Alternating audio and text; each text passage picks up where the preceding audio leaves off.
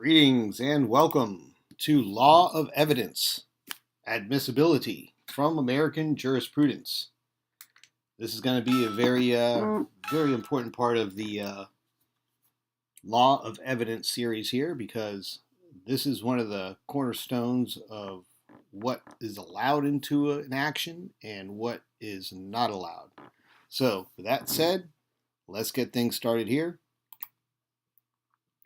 And if you just got here, please hit the like to make sure that, for lack of notifications, that everyone gets it in their algorithm at least, that maybe we're doing something here that might interest them. So, with that said, let's get started. We're on to Chapter 5, the admissibility, generally here, with Section A here, relevant, competent, and material evidence.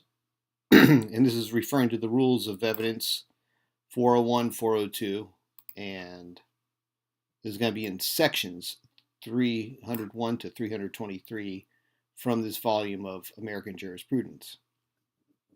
So they're talking about federal rules of evidence here as 401 and 402.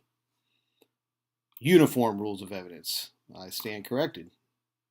So that said, well, let's continue on here. Before we get started with the general principles, I just wanted to remind everyone that this is strictly for the entertainment and educational purposes of this YouTube broadcast, not to be used, misconstrued for anything private, personal, public, lawful, legal, financial, tax, or otherwise, so please don't do this at home. Section 301, requirement that evidence be admissible. Evidence offered by either party in the trial of an action to be admissible against the objection of the other party must be relevant to the issues of the case and tend to establish or disprove them. Matters that are wholly irrelevant and that are incapable of affording any legitimate proof, presumption, or inference regarding the fact or facts in issue must be excluded. So we're starting right here with a exclusionary concept here that to be admissible and against the objections of the other party, it must be relevant to the issues of the case. And how is that relevance known? Because it'll tend to either establish or disprove the issues. The federal rules provide that all relevant evidence is admissible, except as otherwise provided by the Constitution of the United States, by acts of Congress, by the federal rules of evidence, or by other rules prescribed by the Supreme Court pursuant to statutory authority. Interesting how we have, of course, the supreme law of the land, the Constitution, followed by congressional acts of Congress. So this is really the law here as far as we go. From there, we have federal rules and statutes, which are really only evidence of law. But I digress. Let's continue. To similar effect, the uniform rules provide that all relevant evidence is admissible except as otherwise provided by statute, the rules of evidence, or by other rules applicable in the courts of the adopting state. Both the federal and uniform rule further provide that evidence which is not relevant is not admissible. The principle of full revelation of pertinent evidence to the trier is embodied in Rule 102, 401, and 402.77, and it is necessary to refer to the definition of relevant evidence in Rule 401. I believe these are, I guess it could be uniform rules of evidence or federal. Because it says here, they're talking about federal rules and they say to similar effect, uniform. In some cases, the numbering system is harmonized between the two. A little ambiguous here until we get to the footnotes. Okay, that's footnote 77. That's what it is. So this will give us some clarity before we go on so we're not confused. United States Federal Rules of Evidence. And 76 is the uniform rule. So most of these look like they're about uniform rule. That's in 78. Okay, so we'll just take note. If I'm not mistaken, most of these numberings are the same for both or similar, but I can't be certain about that at this point. So yeah, Federal Rule 402. All right, good to know though. Of course, the jurisdiction will determine which rules are relevant. All right, so we are on 77. 78. Relevant evidence is admissible under Rule 402 unless made inadmissible by a rule of exclusion. So we have a whole bunch of rules of exclusion. So we have a nice little practice guide here, one of the bonuses of American jurisprudence. Where relevant evidence is admitted, such admission will often constitute no more than harmless error. Wow. Although in some instances, such admission may constitute prejudicial error. Wow. So irrelevant evidence often constitute no more than harmless error, but still error. But in some instances, the admission of inadmissible evidence, of irrelevant evidence, may constitute prejudicial error. So there's a caution here. While admissible evidence is relevant, not all relevant evidence is admissible. While admissible evidence is relevant. All right, so let's break this down. For it to be admissible, it must be relevant. So if it's admissible evidence, it's relevant evidence. But not all relevant evidence is admissible. So we start out as evidence that's admissible. And if it's admissible by its nature, it has to also be relevant. That's part of being admissible. Such evidence may be excluded because it is untestable and untrustworthy, as in the case of hearsay, or because it is contrary to scientific principles or in conflict with natural laws, or because of practical considerations of undue delay, confusion of issues, or risks of prejudice to a party. It has been held that the burden is on the party seeking to exclude relevant evidence to show a reason for inadmissibility. But it has also been said that if evidence offered by a party is objected to as inadmissible, the party offering the evidence has the burden of establishing admissibility. Wow, so 85 and 86 should be interesting to see here. All right, so we have two cases. Great. Further elaboration on that one. Caution. Counsel must show the relevance and probative value of the evidence when it is offered. If counsel fails to do so, the relevance and probative value. If counsel fails to do so and the evidence is ruled inadmissible, the fact that the evidence relevancy becomes clear in retrospect after the trial does not affect the ruling as to its inadmissibility. Wow. Where counsel seeks no opportunity to alter a pre-trial ruling of inadmissibility, but disregards the ruling and repeatedly suggests to the jury the fact of such evidence, a new trial must be ordered in the interest of fairness to the parties. Wow. Repeatedly suggests. All right, so we're on to section 301 supplement. Before we get on to the supplement here, as it looks rather extensive for a supplement. And remember, we're reading from a 1998 version of American Jurisprudence.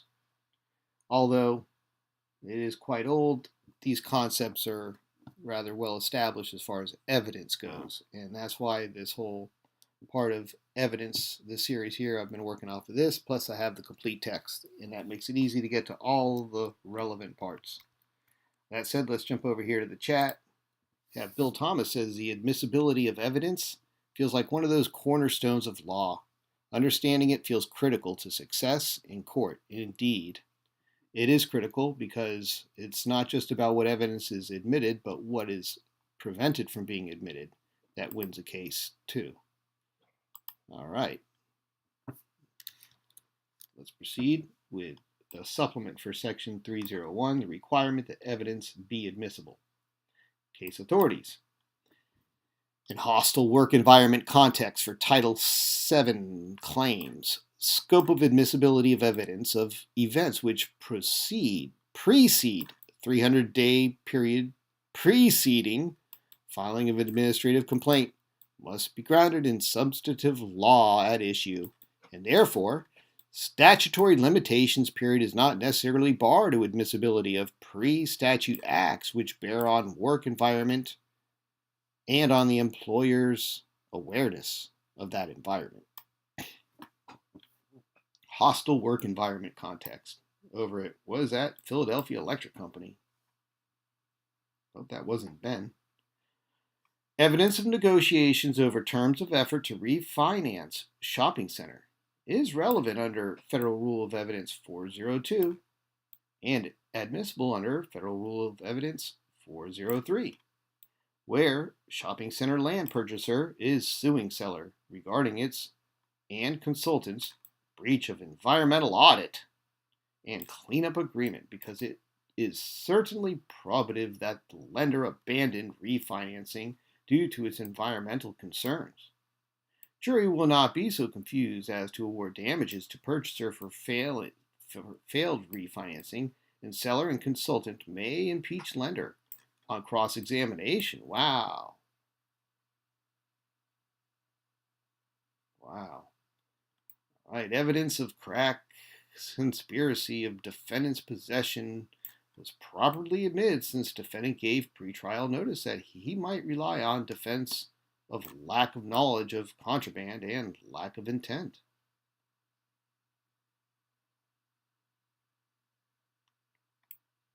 That since defendant gave pretrial notice that he might rely on defense. Oh, okay. Oh, I get it. So yeah, sure. You're not going to say that that's not what it was. I mean, if it's evidence, they found it, but he didn't have knowledge that it was such a thing, and he definitely lacked intent. Sure, you did. All right. Offer of proof that defendant had purchased property adjacent to plaintiff's property because defendant had polluted that property with its oil field activities. Wow. Was insufficient since it could not be determined from it whether excluded evidence would have been relevant or helpful to the plaintiff's case. Therefore, district court did not abuse its discretion in excluding evidence. Wow.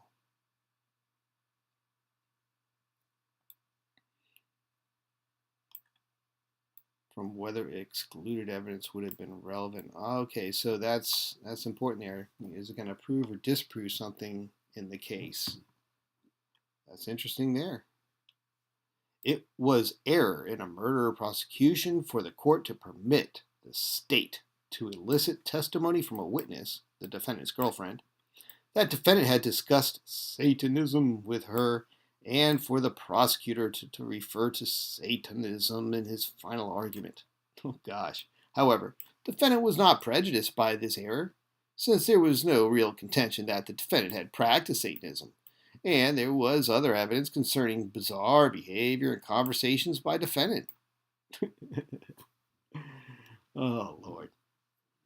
1995. A different world back then. The satanic world. Admissibility of evidence is determined by trial judge subject to limits of relevancy and adequacy of proof. Wow, okay. These look like, what statutes would those be? Look like statutes at large. 90104. I'll have to look that one up. An interest, let's see here. Admissibility of evidence is determined by trial judge subject to limits of relevancy and adequacy of proof. And down to the footnotes here now. This is just a supplement we're reading from here. Good time to jump over here to check the chat. And we have Captain Jack. It's drier than crackers for a seafaring man. Well, ahoy and salute to you. Glad you can make it out here for admissibility. So evidence that is prima facie irrelevant should be rejected unless the person offering it shows how it can be made relevant by connecting it with other facts and circumstances. That's a good one. And Federal Rule of Evidence 402. So this is one that they keep referring to. Good. Comment. Prior to a 1972 amendment, the Federal Rules of Criminal Procedure, Rule 26, provided that the admissibility of evidence and the competency and privileges of witnesses shall be governed, except when an act of Congress or these rules otherwise provide, by the principles of the common law, as they may be interpreted by the courts of the United States in light of reason and experience. Powerful one there. Except when an act of Congress or these rules otherwise provide. These rules otherwise provide by the principles of common law as they may be interpreted by the courts. So, in a lot of cases, these rules are somewhat aligned with the common law, and they do reference it too. So, this rule contemplated the development of a uniform body of rules of evidence to be applicable in trials of criminal cases in the federal courts. It was based on Funk versus United States and Wolfie versus United States, these names, which indicated that in the absence of a statute, the federal courts in criminal cases are not bound by the state law of evidence, but are guided by common law principles, as interpreted by the federal courts, in the light of reason and experience. That's the notes of the advisory committee to the rules of criminal procedure. And we did an earlier episode where we saw a lot of intermeddling here from the notes of advisory committee. This part of Rule 26 was deleted by the 1972 amendment because the federal rules of evidence now govern admissibility of evidence. Notes of Advisory Committee on 1972 Amendments to Rules, the USC Rules of Criminal Procedure, Rule 26.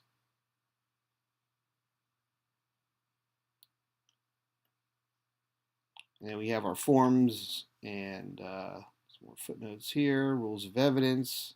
Here's Uniform 402, and then you have Federal 402. I guarantee they're the same, yeah. So, again, some of them will have the same. They're probably nearly identical. In connection with a competency issue, the general rule is that the trial court should freely admit all evidence that appears to be relevant. So, prima facie evidence should be admitted. But if it's prima facie shouldn't, then you need to give an explanation, connect it with facts and circumstances why it should be.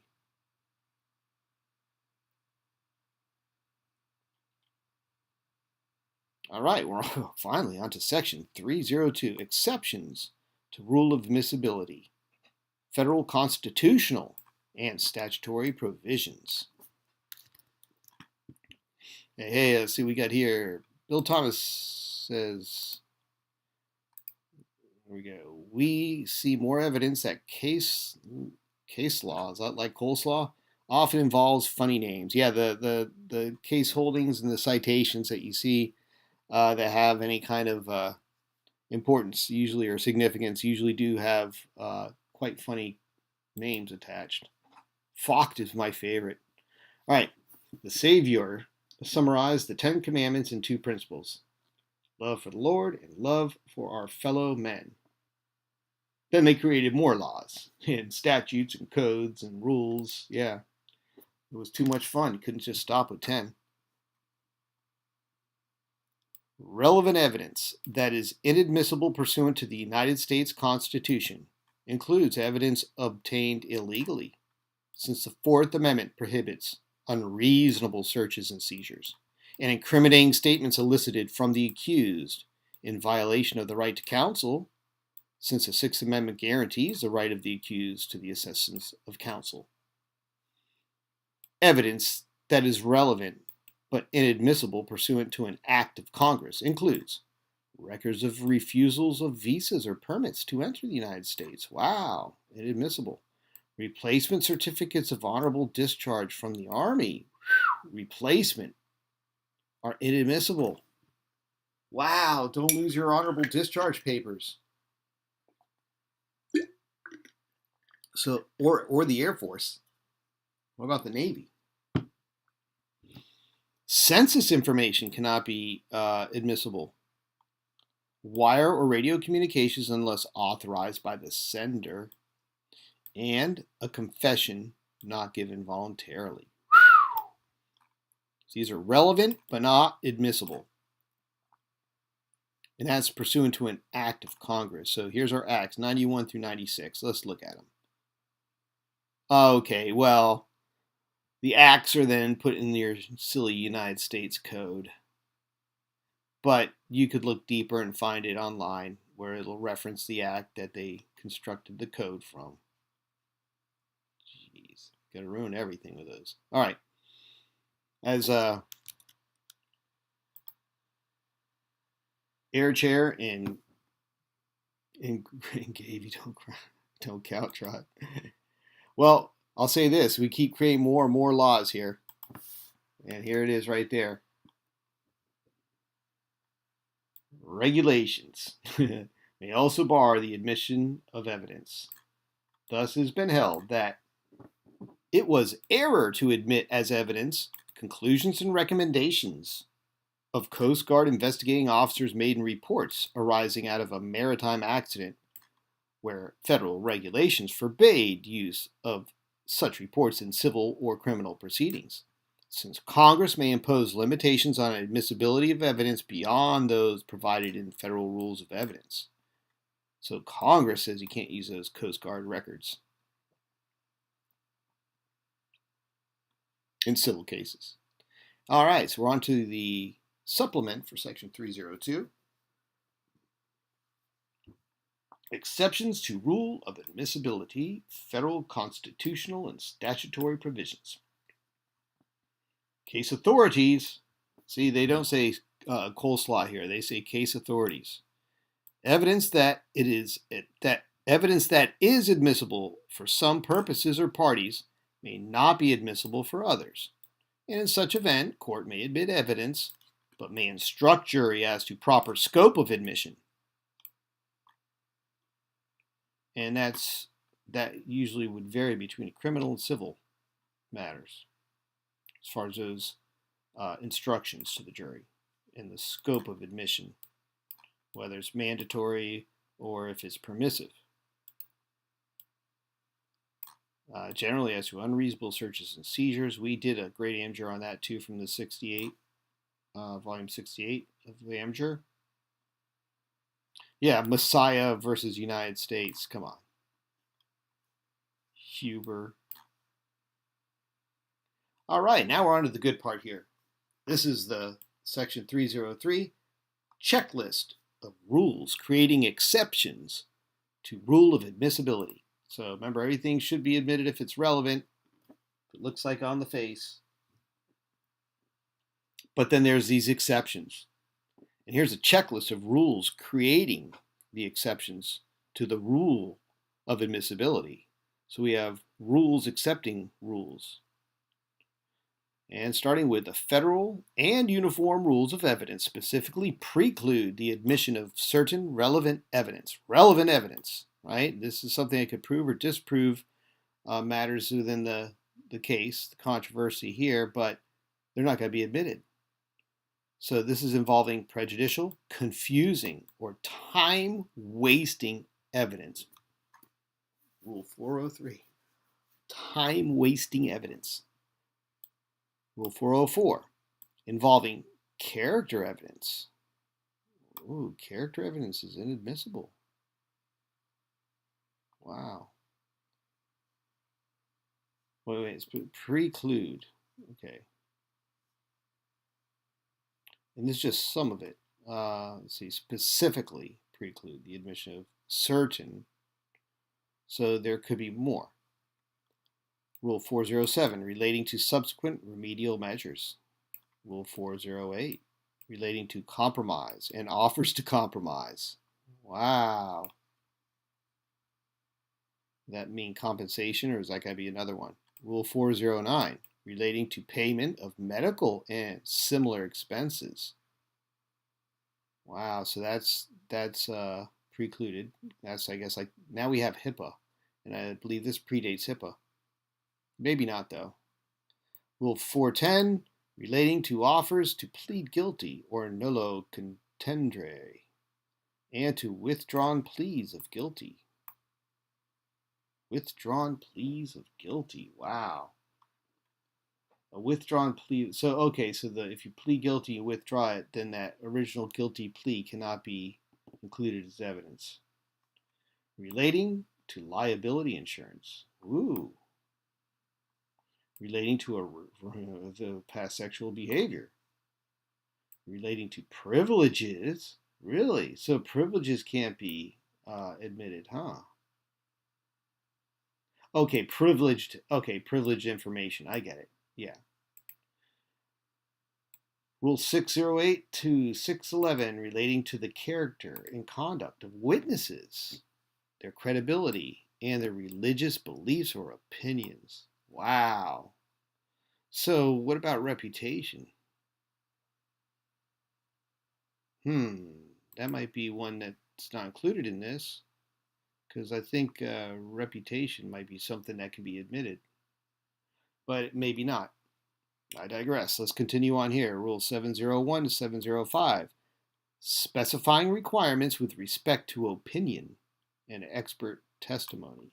So if there were requirements for the expert testifier, those specific requirements would not be admitted as evidence.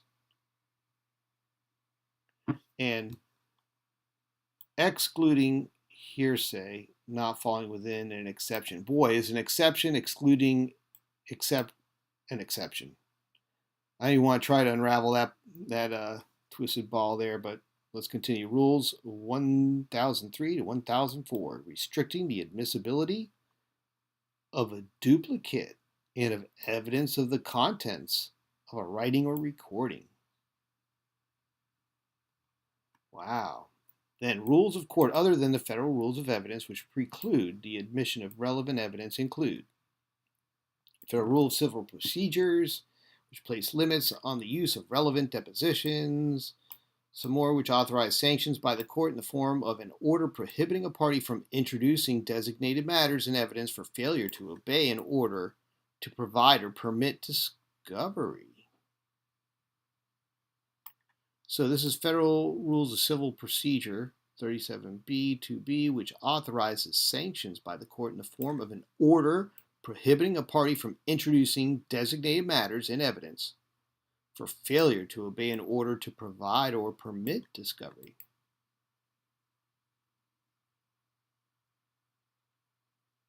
Oh, sanctions. Okay.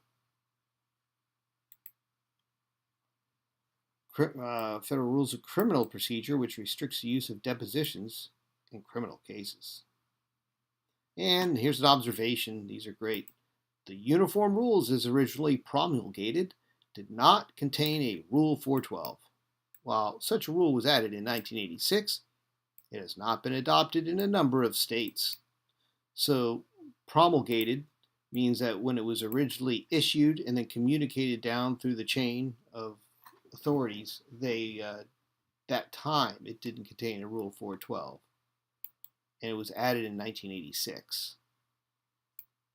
I think we should all know about 412 by now. All right, this one goes slow. Section 304, materiality requirement. Let's jump over here to the chat. And Bill Thomas says, when I hear folks refer to case law, they would be more correct to call it case authority, or is it legal precedent best? Well, if you're using legal precedent, could be a lot of different things, or it could be a case. But when you say case authority, it's specifically a case. It won't be a statute or a rule. There's other legal precedents outside of that, perhaps. Judicial precedents, perhaps, would be another one you could use. Case authority is what they're using here in American jurisprudence. And some people still like to use coleslaw, but I prefer not to.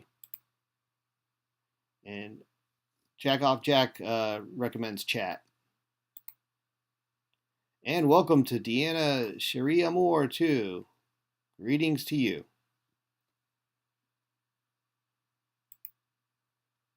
And Captain Jack refers to qualified immunity in coleslaw. Exactly. How can there be qualified immunity when they're holding a bond? I mean, why would you get insured if you had immunity? Imagine if you had immunity from damages in car accidents. Would you actually pay for car insurance? I mean, it's not like anyone would ever be able to make a claim on you. You have immunity. So just the fact that some of these public servants have bonds and insurance policies on their duties, how can that be immune? I think the immunity is it's an illusion. It's a mirage that enough people believe in.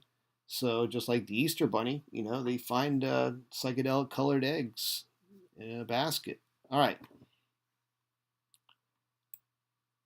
This is the materiality requirement. Prior to the adoption of the federal and uniform rules of evidence, one of the elementary rules of evidence was that matters offered in evidence in a case must not only be relevant to the issues and tend to establish or disprove them, as we read before, establish or disprove the issues. That's how you establish relevance. But that they must also be material facts as opposed to circumstantial, right? In that they must relate to the issues in the case. The sole fact that the evidence is logically relevant was said not to require its admission. The evidence must also have some probative force over and above logical relevancy, which was referred to as legal relevancy or materiality. Wow. So legal relevancy, a term, as opposed to logical relevancy, which is, those are standard words here defined in a dictionary. But now we have legal relevancy. So that's evidence that has some probative force over the issues in the case. Here's our distinction. Immaterial denotes evidence that is offered to prove or disprove a fact or proposition that is not at issue, whereas irrelevant denotes evidence that does not logically tend to prove or disprove any material fact or proposition. So this is, boy. Let's unravel this distinction here. So immaterial as opposed to irrelevant is what we're comparing. So immaterial, it denotes evidence as offered to prove or disprove a fact that is not at issue.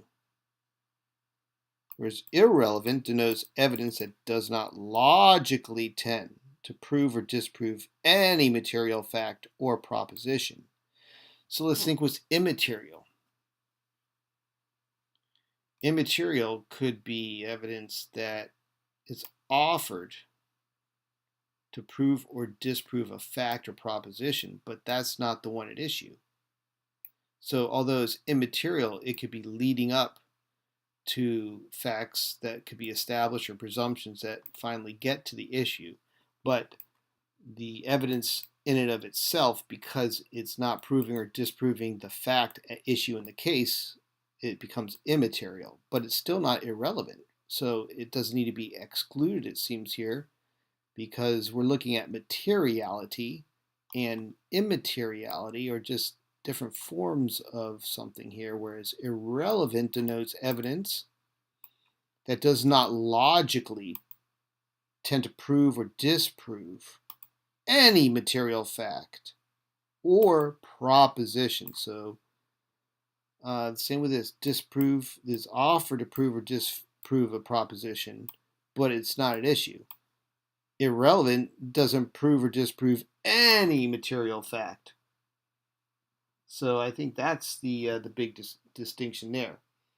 Immaterial doesn't prove or disprove a fact at issue, but it may totally prove or disprove some other fact, which can then be led up in a, say, if that's proven, then that can become a basic fact for a further presumption and presumed fact, right? And that could come from a logical conclusion. Whereas if you come in with evidence that does not logically tend to prove or disprove anything, it can't be used within the context of a presumption or anything else. So irrelevant, it should be excluded, it seems. Immaterial may, keyword may. The term material is not used in Rule 401 because it is considered loosely used and ambiguous. Thus, where evidence is related to the central issues in a case, it cannot be excluded on grounds that it is not material, since such a ground for inadmissibility does not appear in the Federal Rules of Evidence or in any other exception listed in Rule 402. Wow. Where evidence is related to central issues, it cannot be excluded on the grounds it is not material, since such grounds for inadmissibility. Okay, so evidence is related to central issues, then it becomes material. Unless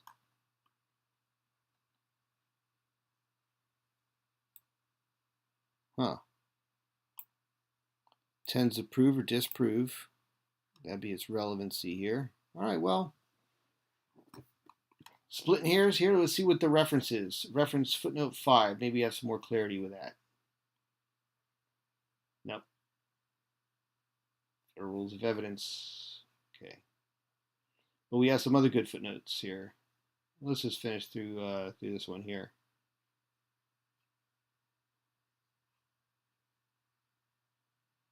All right, observation.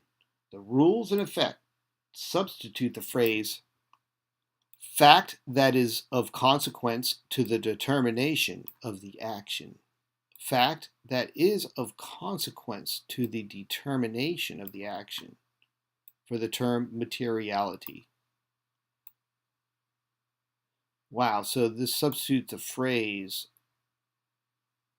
material. So it's like a definition for materiality.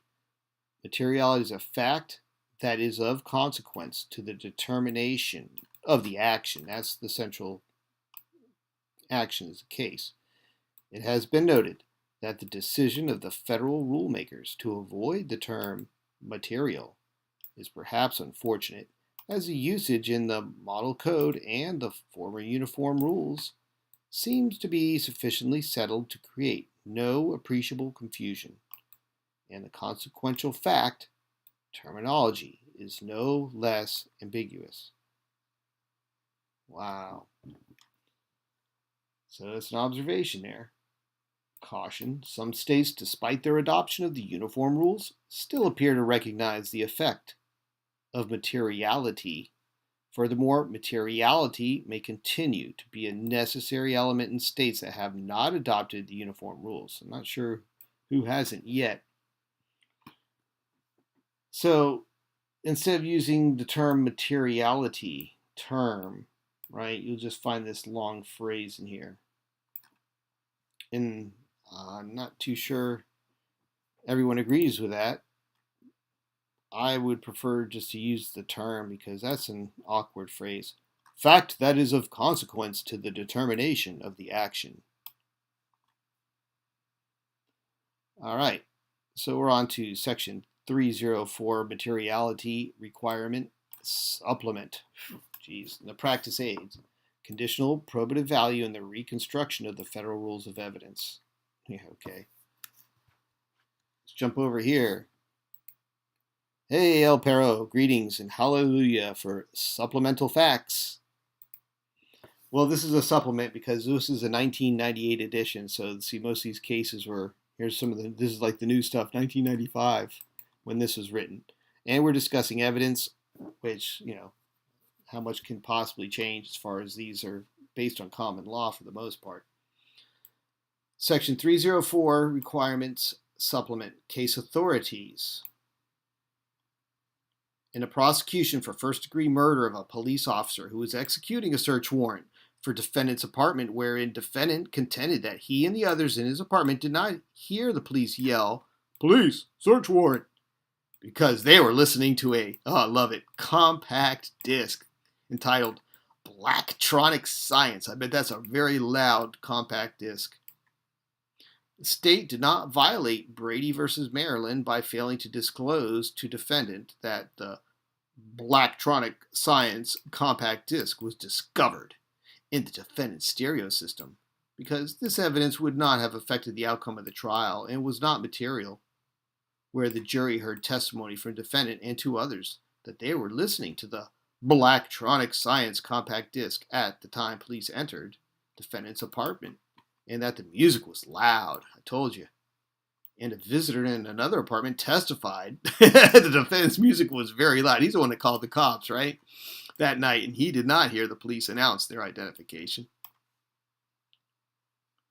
Wow. Let's see. So what was get caught up in the narrative here? The prosecution, where in defense of police, the state did not violate.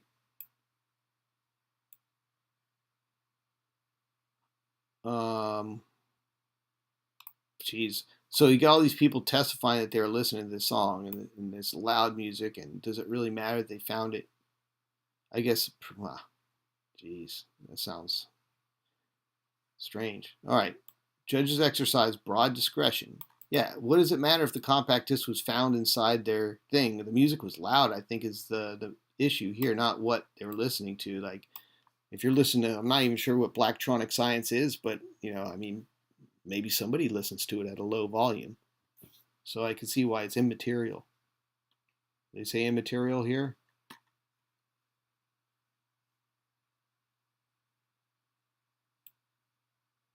Not material, exactly. Judges exercise broad discretion with respect to admissibility of evidence, as long as evidence tends to prove material fact, relevant to the central issues. Material facts are those that are of consequence to the merits of litigation, while relevancy, in turn, is function of whether the evidence tends to make existence of a material fact more probable or less probable than it would be without evidence. Material fact and evidence. So relevancy tends to make existence of material fact more probable or less probable. Wow, so that's the relevancy.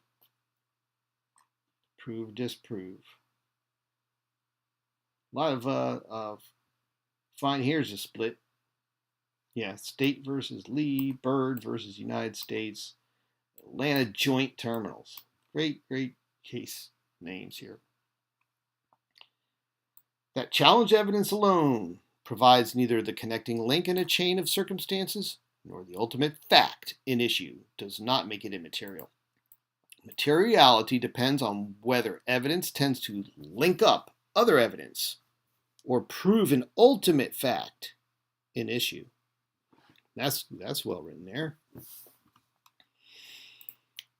Texas enacted the following variation when it adopted uniform rules. A.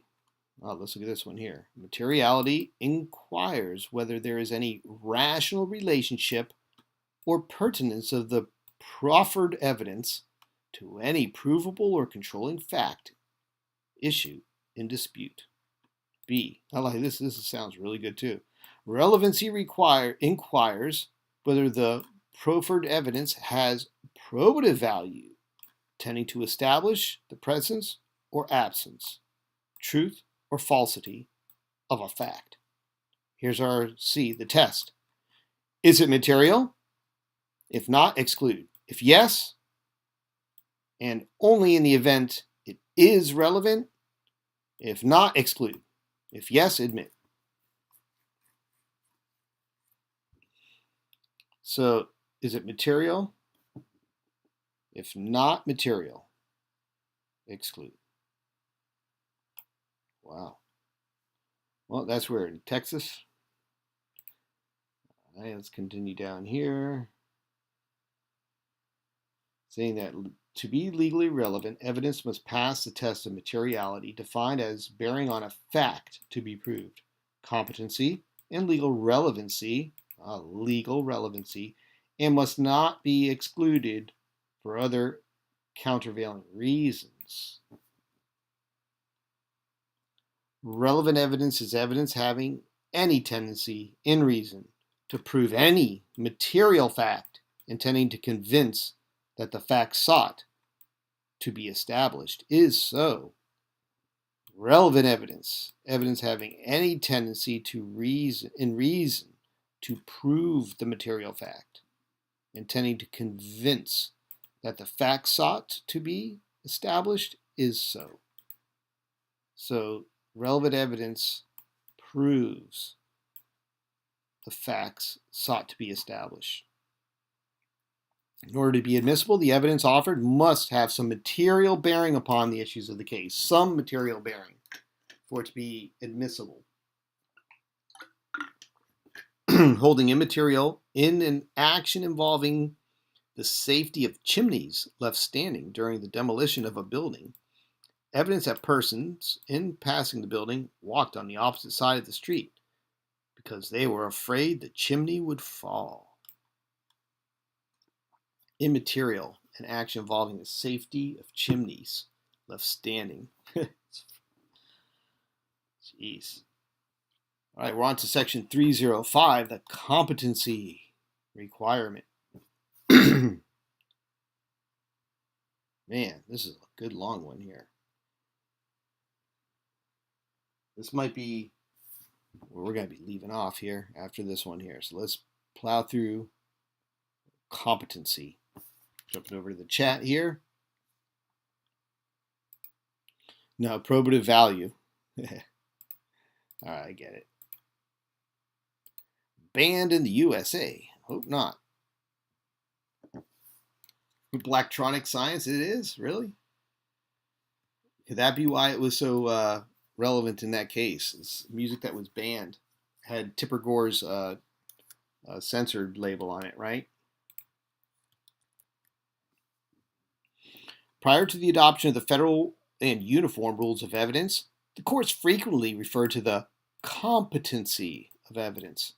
The terms relevancy, competency, and materiality were often used conjunctively, in such manner as to suggest that they are synonymous, although it was recognized that a matter relevant to an issue may be incompetent and inadmissible under the established rules of evidence, such as the rule that excludes hearsay evidence. Competent evidence was defined to mean that which the very nature of things to be proved required as the fit and appropriate proof in the particular case. It was evidence which in legal proceedings was admissible for the purpose of proving relevant fact. Stated otherwise, the competency of evidence depends on whether it is the sort or type which may be accepted on any issue to which it is relevant. Wow. So this is admissible for the purposes of proving relevant facts. That's competent evidence. In general, here's our presumptions. The exclusion of evidence is proper if it is incompetent on any ground. So we can exclude it if it's incompetent on any ground. It is immaterial on what ground the court excludes it, provided that its incompetency is established. Incompetent and irrelevant evidence cannot be converted into competent and relevant evidence simply because it is contained in an official communication. Wow. Just because an official communication doesn't make it relevant and competent. Interesting there. So relevant would be any fact, and competent would be a relevant fact. Wow. Oh my gosh. State otherwise, the competency of evidence depends on whether the sort or type which may be accepted on any issue to which it is relevant. The sort or type. Okay. Competence is the sort or type, so the characteristic of the evidence to which is relevant. So, okay, I get it. Man, this is a difficult one to unravel, but once it does, you kind of see where these problems have existed within the courts for some time, and these federal rules and uniform rules were an attempt to try to sort it out. Doesn't seem to be any different. So we got our little presumption here. The incompetent and irrelevant evidence cannot be converted into competent and relevant evidence simply because it is contained in an official communication. So it's competent is by the nature of it. So, and the relevancy would be in the how it's proving or disproving something. However, evidence may be clearly incompetent for one purpose, but be entirely proper for another. Oh gosh. Such evidence was held admissible for the latter purpose, even though the jury may erroneously use it for other purposes. Oh, what a great trick. That's a great one there. What a talk about a catch-22. Let's see, that's footnote 17. Sims versus Struthers, Pioneer Constructors versus Sims. Yeah, it would be a Sims with a Y and a Sims with an I, just to confuse you more.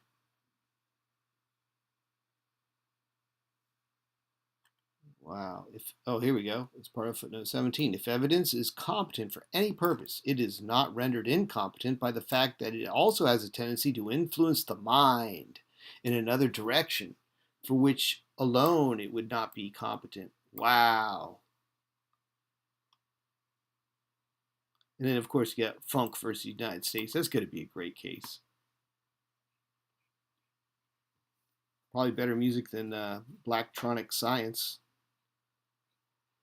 All right. So the trend of the law, even prior to the adoption of the rules, was to turn away from rigid rules of incompetence in favor of admitting testimony and allowing the trier of fact to judge the weight to be given to it. This change was wrought partially by legislation and partially by judicial construction. Two losing strategies there. Statutes determining the competency of a person as a witness do not necessarily affect the admissibility of proof that may be offered by witness. A statute making a party to an action a competent witness does not make that part of his evidence competent that was before incompetent, so it can't be converted. But if the evidence was in its nature competent before the statute and was available by reason of incompetency of the witness, such evidence becomes available upon the statutory removal of such incompetency, so that it may be proved by such witness. Oh gosh. So here's our observation on that. Although the federal and uniform rules of evidence make no reference to competency or materiality, some courts continue to refer to competency as an element of relevance or admissibility. Thus, it has been noted that it is elementary that any evidence is competent that makes more or less probable the fact in controversy. Any evidence is competent that makes more or less probable the fact in controversy. There you go. That seems like that in a nutshell. We didn't have to read all the other stuff. But we do have a supplement for competency requirement. We have case authorities. Identical affidavits offered by 5 jurors stating that jury acquitted defendant of first-degree murder based on the conclusion that he was not present at crime scene were not offered as part of inquiry into validity of verdict, and thus were competent evidence admissible on defendant's claim of double jeopardy. Wow.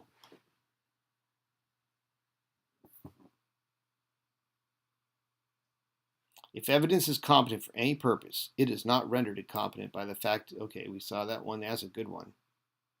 And the Sims versus Brown in Florida.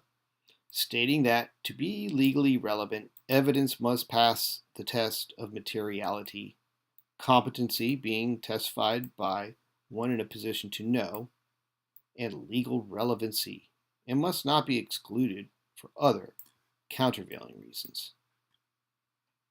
Competent evidence is that which tends to establish a fact in issue.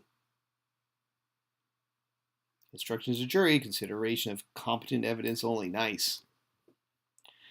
Generally, as to the necessity of the evidence to tend to make probable the existence of a fact, see section 309. Oh boy.